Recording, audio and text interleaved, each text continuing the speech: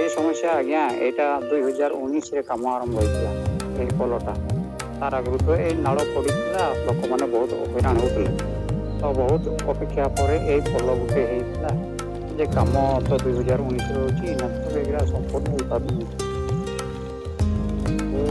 ସମ୍ପୂର୍ଣ୍ଣ ଭାବରେ ପଡ଼ି ରହିଛି ଆଜ୍ଞା ହଁ, ବ୍ଲକରୁ ଆରମ୍ଭ କରି ସବ୍ କଲେକ୍ଟର ଏମିତିକି ମୁଖ୍ୟମନ୍ତ୍ରୀ ପର୍ଯ୍ୟନ୍ତ ମଧ୍ୟ ଅଭିଯୋଗ ଯାଇଛି।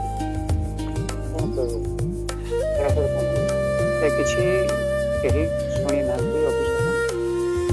ଏଇନା ତ ଏମିତି ପଡ଼ି ରହିଛି। ଏଇନା ବର୍ଷା ଦିନ ସମୟ ହେଇଗଲାଣି ଯେ ଏଠି ବାଇପାସ୍ ରାସ୍ତା ବି ଠିକ୍ ନାହିଁ। ଏଇ ତ ଆପଣ ଦେଖୁଛନ୍ତି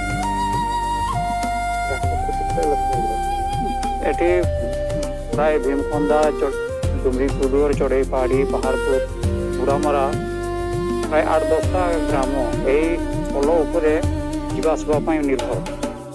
ଯେ ସେମାନେ ବର୍ତ୍ତମାନ ସେଇ ବୁଲିକରି ଯାଉଛନ୍ତି ଗୁର୍ମେଇଶାଣୀରେ ପ୍ରତ୍ୟେକ ଜିନିଷ ପାଇଁ କାରବାର ପାଇଁ ଗୁର୍ମେଇଶାଣୀ ଯିବାକୁ ପଡ଼ିଥାଏ। ଆମେ ଯେଉଁ ବୁଲିକରି ଯାଉଛୁ ବର୍ତ୍ତମାନ ପ୍ରାୟ 20-25 କିଲୋମିଟର ବୁଲୁଛୁ। ଏଇଟା ହେଲା ପରେ ଆମକୁ 8 କିଲୋମିଟର।